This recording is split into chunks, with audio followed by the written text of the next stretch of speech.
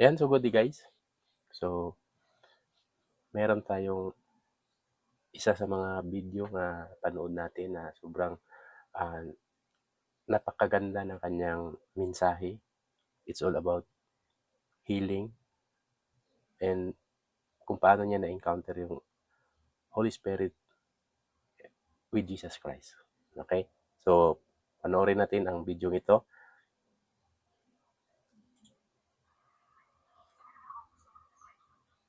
Good morning. Meron na akong gustong ikwento. Kasi may nakapanood ako sa FB, yung si Paris Indy. Ano siya? Isa siyang prophet ni Jesus Christ. Nagpo-prophecy siya, prophecy. Nagpo-prophecy siya about sa mga, sa iba't ibang bansa. Napapanood ko siya sa Facebook. Tapos neto lang, nung kahapon, 13 ko lang siya tinalo sa YouTube. May nakikita akong mga nagte-testimony tungkol sa mga napagaling niya, yung mga gusto magbuntis, na matagal na hindi nagbubuntis, ganyan. Tapos, kahapon ng umaga, naabutan ko siyang nag-live. Tapos, nung di nanonood ako. Tapos, nung unang live niya, sabi niya, kumuha daw ng tubig, tapos, nagdasal siya, dinasalan niya yung tubig, tapos, iinumin mo yon. Tapos, nung after ko siyang mainom, dighay ako ng dighay. Parang, siguro, sabi ko, baka puro hangin na yung tiyan ko. Tapos, nung sumunod, nakita ko ulit siya nag-live. Tapos, di nanood ulit ako. Tapos habang, pinagpipray niya yung may nararamdaman daw sa tiyan, ganyan. May masakit sa tiyan. Eh ako, may nararamdaman talaga akong masakit sa tiyan ko. Pina-check up pa nga yun dati. Pina-check up ako ng amo ko, kasama ko yung broker ko. Alam din yun ng nanay ko na may sumasakit sa tiyan ko dito sa upper left. Parang siyang hinihiwa ng blade. Tapos sabi niya, yung may mga sumasakit sa tiyan, ganyan. Tapos yung, kung may nag-poison sa'yo sa pagkain, ganyan. Mawawala siya, isusuka mo siya. Tapos yun, edi nagdadasal ako, nakikinig ako sa kanya. Tapos inaano niya yung Holy Spirit, ipagpipray ka niya, yung mga nanonood. Tapos sabi niya, masusuka daw. Tapos alam niyo ba, nasuka talaga ako as in. Suka ako na suka. Iaano ko mamaya yung video na suka ako na suka kahapon. Tapos yung masakit sa akin dito, as in wala na. Siguro yung iba dyan, pagtatawanan ako, ganyan-ganyan. Bahala kayo kung pagtawanan nyo. Basta ako. Ito talaga yung na-encounter ko kahapon. Tapos, may mga nagko-comment din doon na gano'n, nagsusuka din daw sila. Tapos, nung maya-maya, yung after ko magsuka, alam niyo yung nararamdaman ko na, nanginginig yung yung tuhod ko ba, yung katawan ko as in nanginginig. Grabe talaga. Tapos may mga nagko-comment doon na, hindi daw nawala yung, yung sakit na nararamdaman niya. Parang siyang, may mga meses, gusto magbuntis. Yung iba nagko-comment na, daw, hindi pa rin daw nawala yung sakit. Ang sabi niya, pag kulang daw yung faith mo, hindi talaga yun mawawala. Kailangan talaga, nandun yung faith mo kay Jesus, sa Holy Spirit na mapapagaling ka niya. Oh. Alam niyo ba, yung pinagpapasalamat ko sa Diyos na ang magandang naging, sa akin, magandang naidulot sa akin ang pagpunta ko dito sa Taiwan.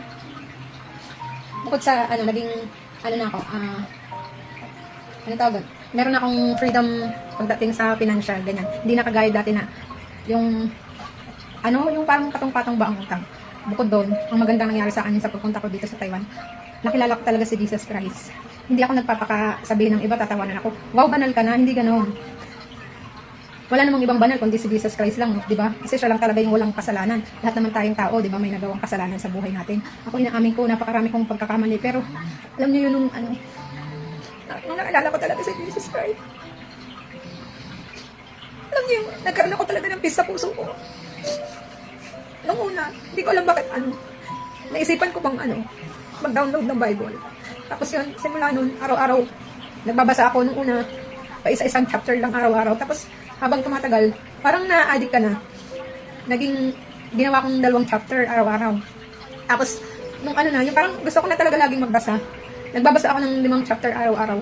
Although hindi lahat naiintindihan ko, basta nasanay na lang ako na kasi 'di ba malalalim yung mga Tapos basta ang ginagawa ko ng pagbabasa yung sunod-sunod eh. Tapos yung simula noon, yung parang nagkaroon ba ako ng peace sa puso ko. Yung parang hindi na ako ganun kagaya dati na maliit na bagay lang, galit na galit. Ngayon natuto na akong magpatawad din sa mga gumawa sa akin ng masama. Although minsan nagagalit pa rin naman ako. Pero pagkatapos nun, marirealize ko na bakit ba ako, nagagalit, ganyan, bahala na si Lord sa'yo, ganyan. Parang, napakadali na para sa akin na, magpatawad. Tapos, minsan, bigla ka na lang, tahimik ka, tapos, nararamdaman mo na, yung sobrang galak ng puso mo. Tapos, mapapaano ka na lang, salamat Lord, kasi ikaw yung nagdusal dahil sa mga kasalanan namin mga tao. Kahit wala siyang kasalanan, siya yung nagbayad ng mga kasalanan natin sa sobrang pagmamahal niya sa atin. Tapos tayo mga tao, di ba ngayon, puro kasalanan pa rin yung ginagawa. Bahala kayo kung pagtatawanan niya ako, sasabihin niyo ang drama ko. Ewan ko simula nung nakilala ko siya. Yung parang minsan bigla na lang darating na may iyak ako, ganyan. Sobrang pasasalamat, ganun.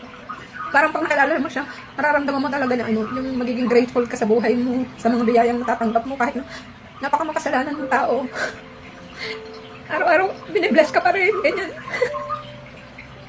Basta ilalagay ko sa dulo ng video yung habang nanonood ako ng live. Nagsusuka talaga ako. Tapos ngayon, yung parang ang gaan na ng pakiramdam, mararamdaman mo talaga yung Holy Spirit. Basta yun yung nararamdaman ko araw-araw. Ay, praise God. One says the voice is gonna. One says now I understand why I was vomiting earlier. One says yes. That's the comment on YouTube.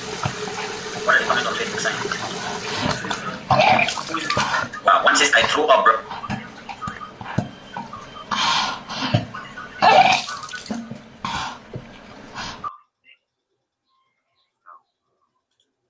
So, ayun. Grabe po yung nangyari sa kanya. Biglang gumaan yung kanyang pakiramdam. Diba? So, ibig sabihin, wala talagang imposible kapag naniwala ka, nagdasal, bibigay talaga sa'yo yung isang kasagutan. Kumbaga doon sa kanyang nararamdaman is binigyan yun ng lunas. So, sabi nga niya, gumaan yung pakiramdam niya simula nung nagbabasa na siya ng Bible and nakikinig siya sa mga live ni Pastor Perez ND. So, same time, marami din mga experience. Actually, ako meron din akong ganong experience.